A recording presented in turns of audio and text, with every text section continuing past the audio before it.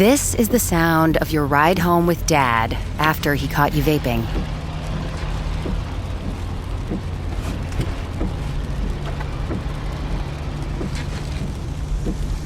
Awkward, isn't it?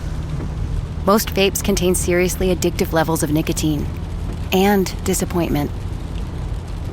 Know the real cost of vapes. Brought to you by the FDA. How would you like a 15% discount to my daily email, the stack of stuff, the show notes, discounts to the conference, all of that? All you need to do is text the word show to 33777. You'll get the annual subscription with a 15% discount to my daily email. You'll get the stack of stuff, the links to the show notes, discounts to the conference, and so much more. All you have to do is text the word show, SHOW, to 33777. Text show to 33777.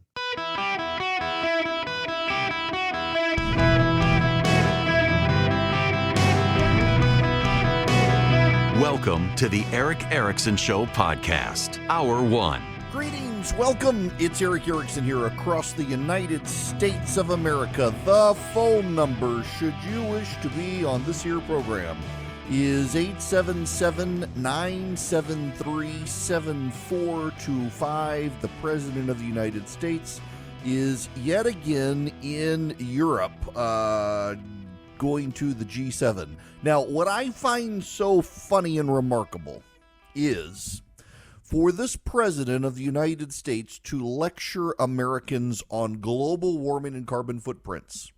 And he flies via 747 to Europe for D-Day, comes home, goes back. His wife has to take a separate plane to come home for Hunter Biden's trial. It's just remarkable. Now, listen, if they were normal people, I wouldn't blame them. But he's the guy who lectures us on climate change, and so that has become the big deal. And because it's a big deal, this is something he shouldn't do, and yet he continues to lecture us. The whole thing's absurd. It's one of the reasons that climate change is such a scam. You know what? The Kardashians are all about climate change, and yet Kim Kardashian apparently took her private jet from Los Angeles to Paris because she wanted cheesecake. Rules for you and not for them. Now, the big story of the day, however, is not that. It is the United States Supreme Court had two big decisions out today, and they were both unanimous. I thought that was impossible. I thought the conservative, Christ-fascist Supreme Court was all in against abortion, and yet the justices unanimously rejected a bid to curtail access to an abortion pill, finding the plaintiffs did not have standing to sue. Remarkable. A unanimous decision by the United States Supreme Court against pro-lifers, no less. Now, here's what's notable. If you read the newspaper headlines,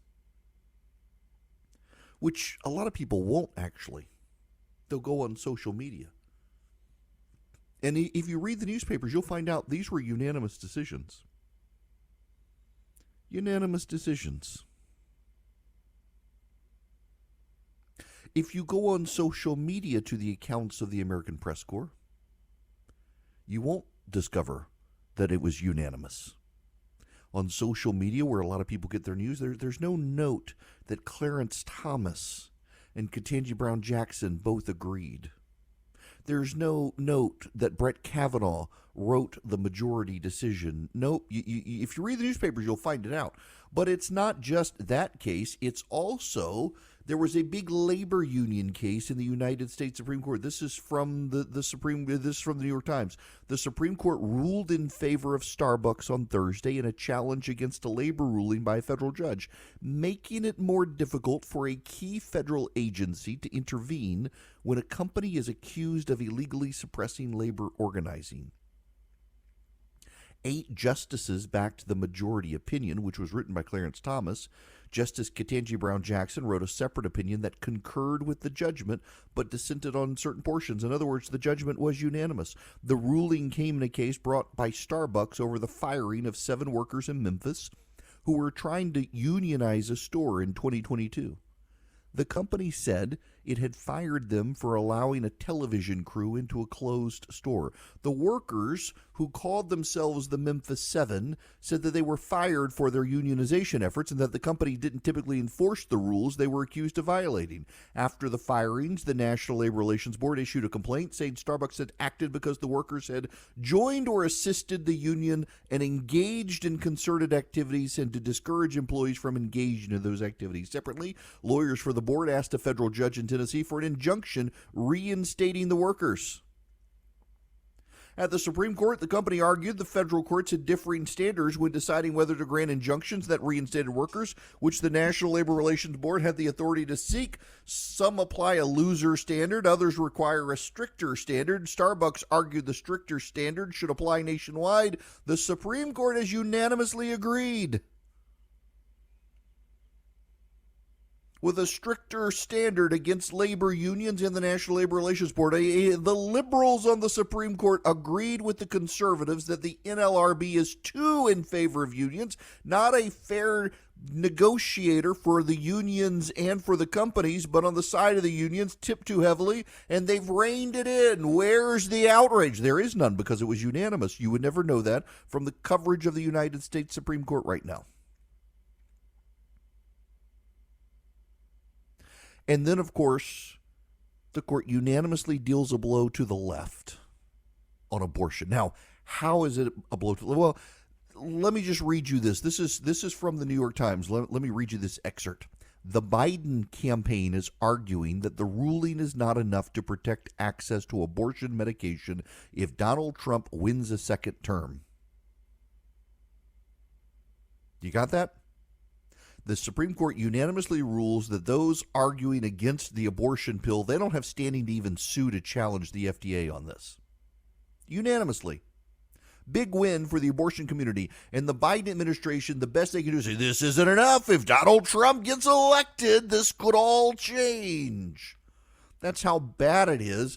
The entirety of the Biden campaign is premised around scaring women about abortion. Senate Republicans, all of them, have unanimously come out in support of in vitro fertilization. The same day the Southern Baptist Convention, by a pretty wide margin, came out against it. This is going to be an issue that the left tries to exploit. Why? Because telling a mom you can't have IVF because it's not pro-life is not going to sell well to a lot of people. A lot of evangelicals are opposed to in vitro fertilization because they believe life begins at conception, and ultimately a lot of embryos where they believe are a human being are discarded, so it's contrary to life, so it should be banned. It's not going to happen. Even Senate Republicans are like, no, we support IVF. The left will exploit the divide between the Christians and the politicians. What I just find notable here is that we've been seeded the story about how hostile the Supreme Court is and how divided the Supreme Court is and how Sam Alito is such a bad guy on the United States Supreme Court. And Clarence Thomas is so corrupt. They don't want to talk about Beyonce giving Ketanji Brown Jackson tickets to a concert.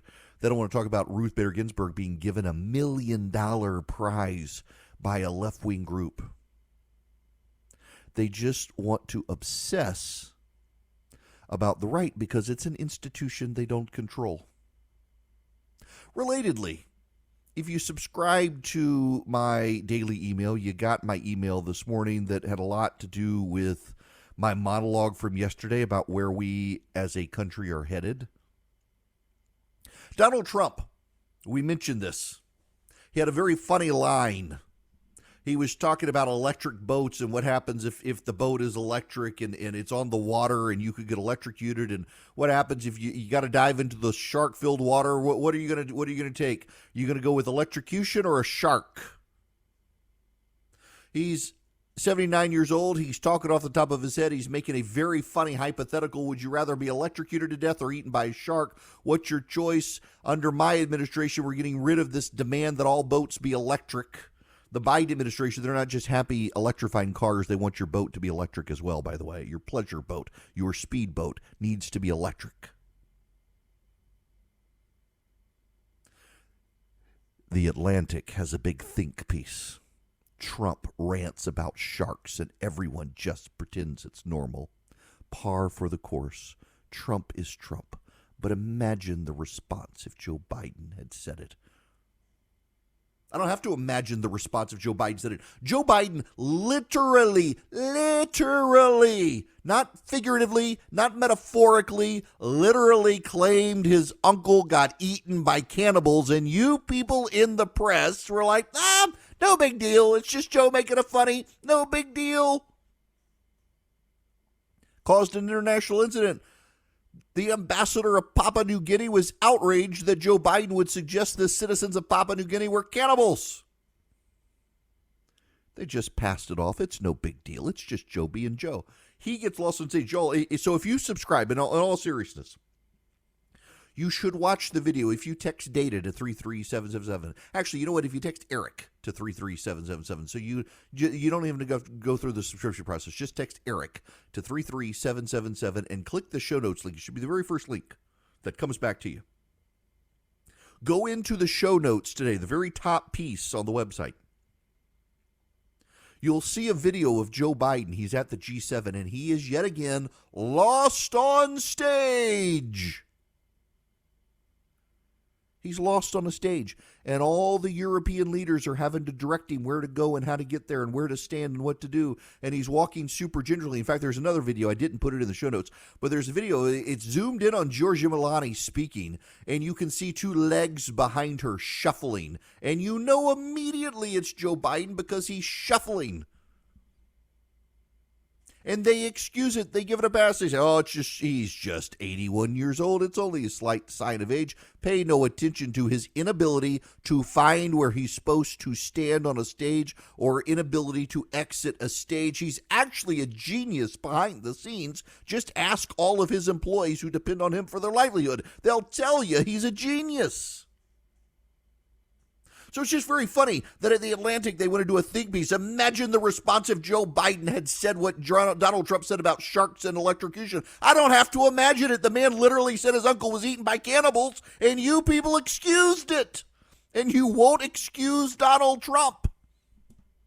You want to do an Atlantic think piece on Donald Trump while giving a pass to Joe Biden, assuring us that the public version of Joe Biden isn't what he's like in private. In private, he's really got it together. He's really, really competent. Show us the videos. Why don't you secretly record, Minsicated it, the second coming of Albert Einstein behind the scenes of the White House, except they can't produce the videographic evidence.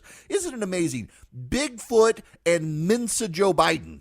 The best we can get is grainy footage of Bigfoot and no footage at all of the genius Joe Biden, unless they hop him up on cocaine for a State of the Union speech. And then they're like, look at that Joe Biden. Only look at that Joe Biden. Don't look at Joe Biden anywhere else. Only look at Joe Biden at the State of the Union. It's just remarkable. We're all being played by the press.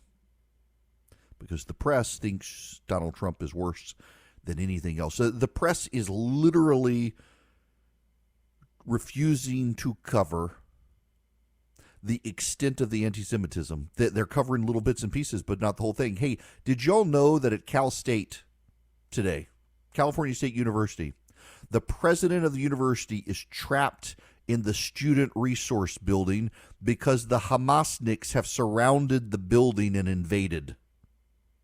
Did you know this? Did you know? Has it made national media? Have you seen the coverage on MSNBC or CNN? Have you seen it in the New York Times? They've invaded the building. They're holding the president of the university hostage, or at least they were overnight last night into this morning. Have you seen it? If it were Trump supporters. See, we can play the game too. If it were Trump supporters, you know what would happen. You know what would happen in both cases. The media loves to play, if you know how you people would react if it was Joe Biden. No, we know how you people would react. Because when Joe Biden said his uncle was eaten by cannibals, you gave him a pass, but you want to do a deep dive think piece on a Donald Trump hypothetical about sharks and electrocution. You people went nuts and mischaracterized what he was saying about Hannibal Lecter. They don't really care about the truth. They care about protecting their precious. They must, at all costs, protect Joe Biden. They must, at all costs, do whatever they can for Joe Biden. because they are so scared to death of Donald Trump becoming president again. They cannot, in any way, shape, or form, be honest about Joe Biden's mental decline and deterioration. They're thieves. They're thieves. They're filthy little thieves. Where is it? Where is it? They stole it from us. My precious. Oh, I'm sorry. I didn't mean to play Rachel Maddow. I'm sorry. This episode is brought to you by Amazon. The holidays are here, and you know what that means. It's time to get your friends and family the gifts they deserve.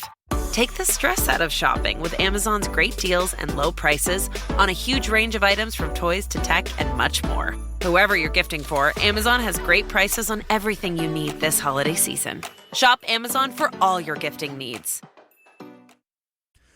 Greetings, conversationalists. Welcome. I must tell you, the southern end of Florida, it's flooding. It's got a lot of rain.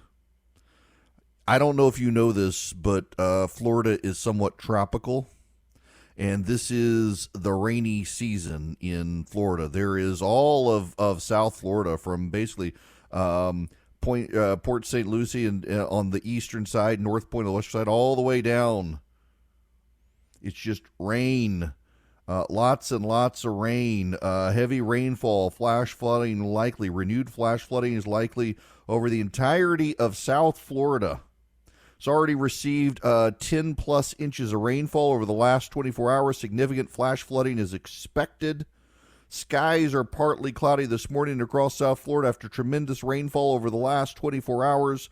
There will be a short-lived lull as more rain advances. In fact, I'm looking at the radar right now, and there's more rain coming in. There's a tropical wave coming across Florida. And of course, the left is all about it's climate change. You know, it's climate change. That's what we need to understand, is it's climate change.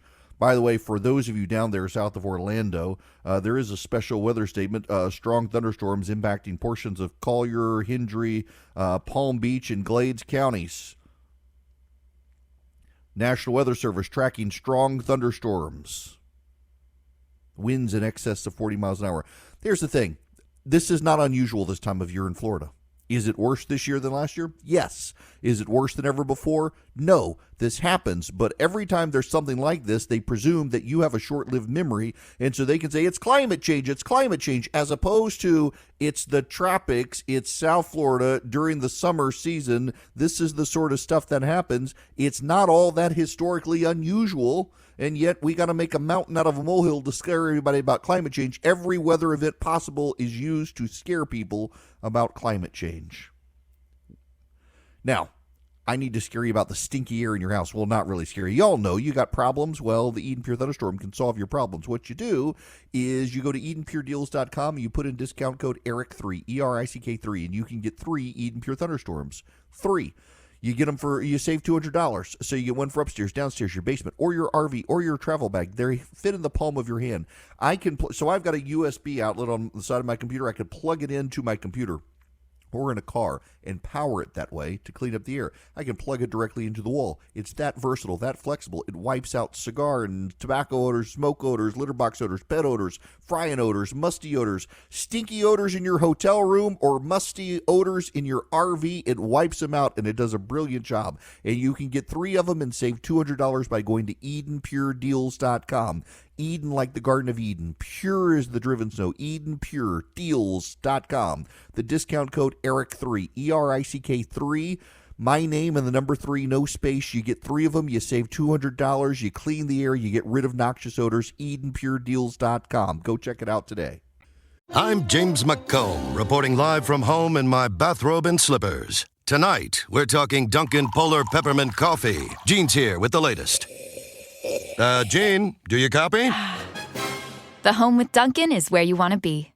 Greetings, welcome. It is Eric Erickson here. The phone number is 877-973-7425. Should you wish to be on the program, happy to have you, so long as you're relevant to the things I'm talking about.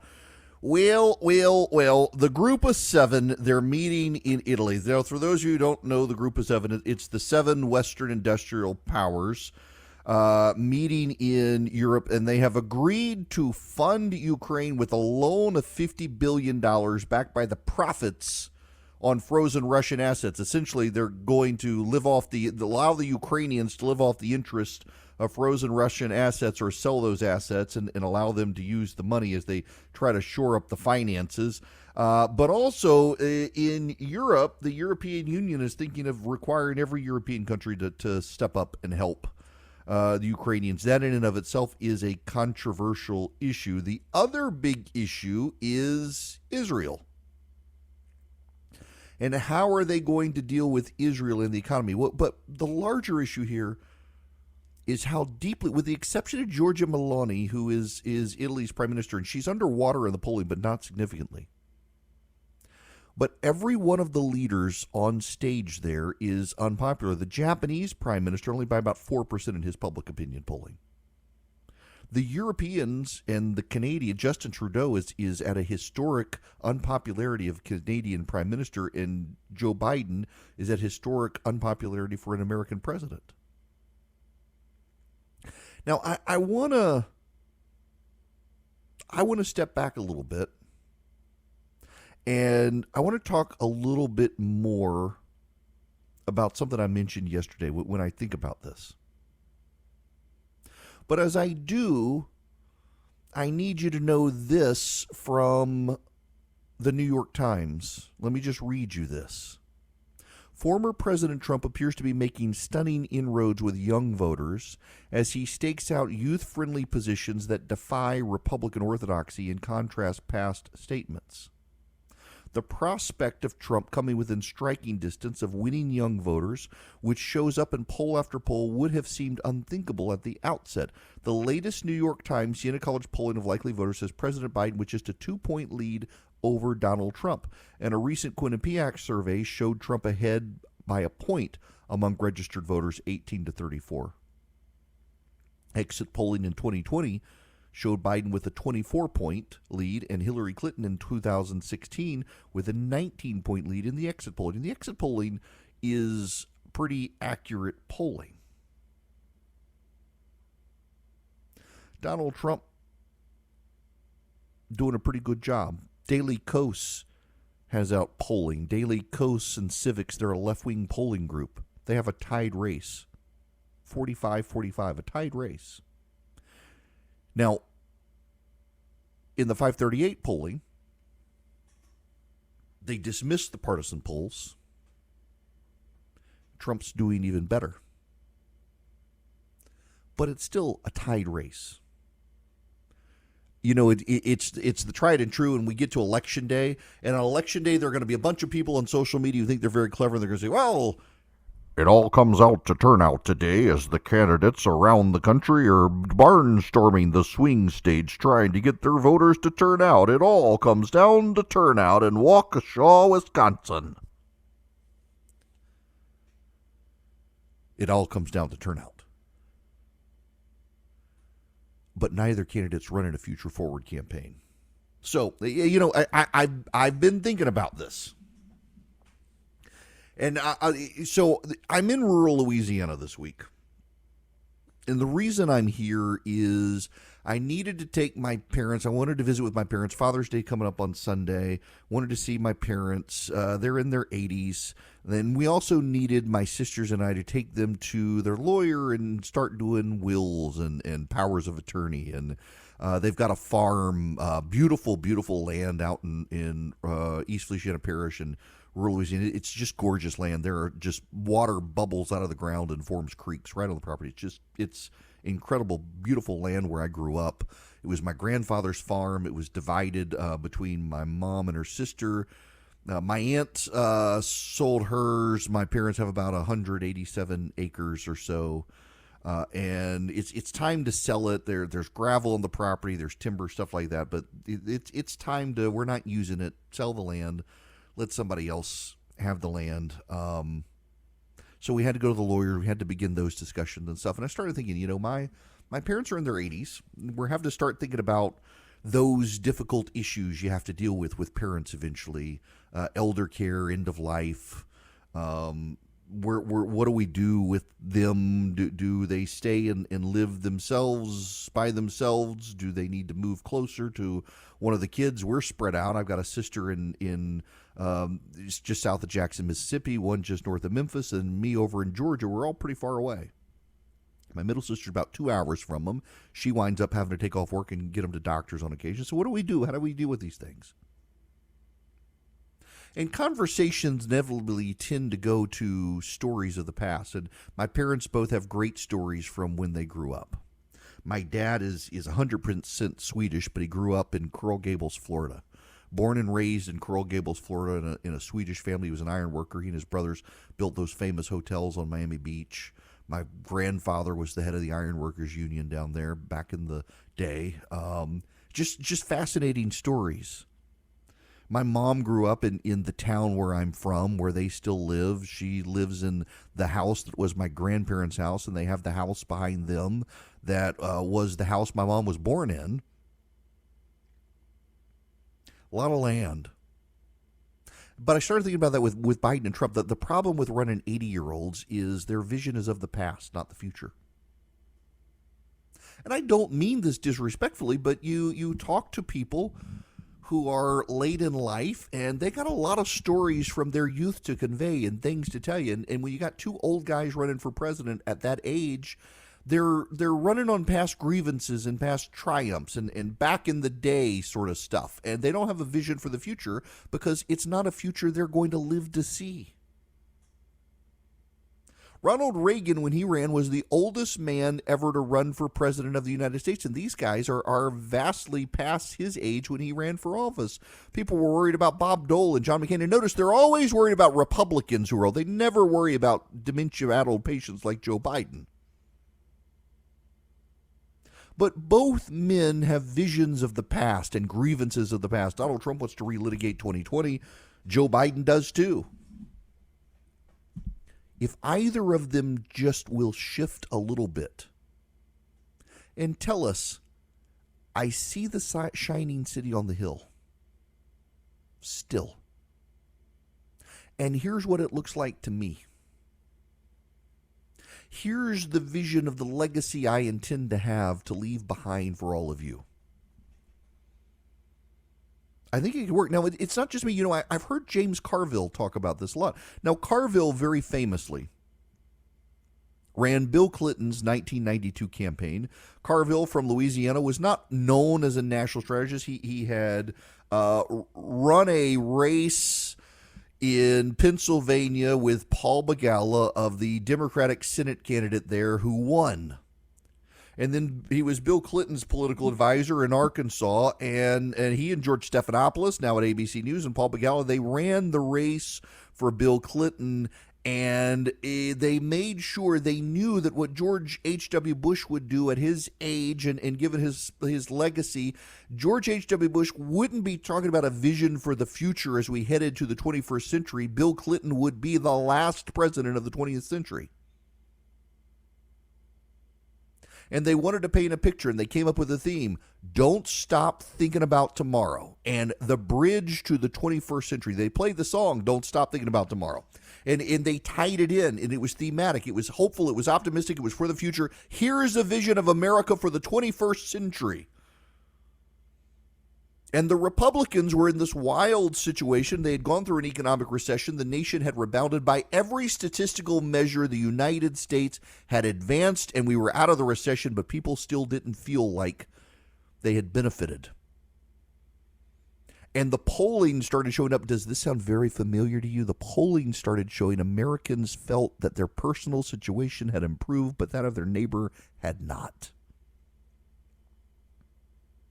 And George H.W. Bush was campaigning on what he had done and who he was, not on the future. And I know I've told you guys this before, but Paul Begala told me this. When I was at CNN, I got to know Paul Begala, and he was telling me this in the 2012 campaign for Romney and Obama. And it was a piece of advice that Clinton had passed on to Obama, that when Clinton was running in 1996, Ann Richards, the then popular governor of former governor of Texas, the Democrats loved her. Now, when Democrats love someone, of course, the media loves them and they become some sort of popular icon. She was actually not a fantastic person. She's very funny to listen to. She had some great lines. It was very witty. But she was on the far left. Her daughter now runs Planned Parenthood. But she lost to George W. Bush. That's one of the reasons the left hated George W. Bush so much, is because he beat Ann Richards and wasn't supposed to. And Ann Richards called Bill Clinton and told him he was going to lose in 1996 because he was spending so much time telling people what he had done in his first term and not enough about what he was going to do in his second term. He wasn't painting a vision for the future, and it stuck. And it's something that James Carville to this day stuck with him. And he has given several interviews lately where he said whichever one of these candidates pivots to what they're going to do in the future and how America's going to look at the future is going to win. And I hope Biden does it first. And he's right. He's absolutely right, because Americans want to know, what are you going to do for me? Not what have you done for me, but what are you going to do for me? But what Carville can't say, what Carville won't say, what I hope someone from the Trump campaign hears me say, is that Donald Trump's going to have an easier time doing that. Because Trump, unlike Biden, can tie the past to the future. Donald Trump can say, look at your present situation with Joe Biden. He said he'd make it better, and are you better off than you were 4 years ago? Look at me 4 years ago and think of where we could be 4 years from now. Look at where we were before COVID hit, record low unemployment, record high employment of black men, record high employment of black women. Look at where we were when I was president of the United States and think where we could be in 4 years if you make me president again. Our economy could be roaring. Our allies could be with us. Our enemies could be silent and scared to do anything because they don't know how I'll respond. And right now we've got a world at war. We've got inflation. We've got people fearing decline. Think of what we could do 4 years from now if you put me back in office. You saw it 4 years ago. You can see it again.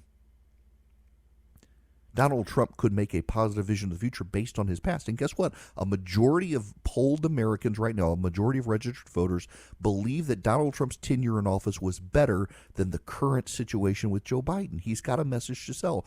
Pivot to a vision of the future, and you take a tied race and you blow it out of the water. Whichever one of these guys can paint a positive vision of the future instead of just nursing past grievances is probably the guy that's going to win.